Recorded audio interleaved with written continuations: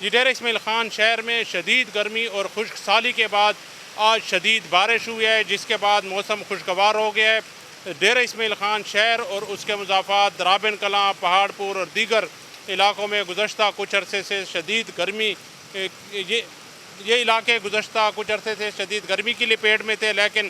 آج آنے والی بارش نے یہاں پر موسم کو یکسر بدل کے رکھ دیا ہے۔ میں آپ کو یہ بتا دوں کہ ڈیرہ اسماعیل خان ضلع میں گزشتہ کچھ عرصے سے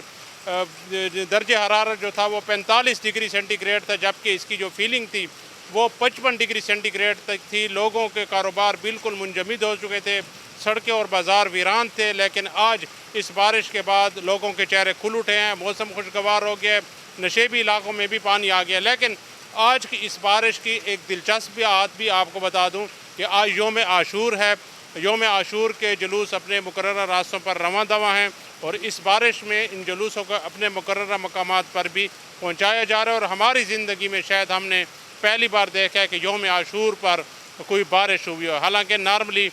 بارش ہم نے کبھی بھی نہیں دیکھی۔ بہرحال آج جو ڈیرہ اسماعیل خان شہر اور مضافات میں جو بارش ہوئی ہے اس سے موسم بھی خوشگوار ہوا ہے اور گرمی کا زور بھی ٹوٹ گیا ہے۔ جی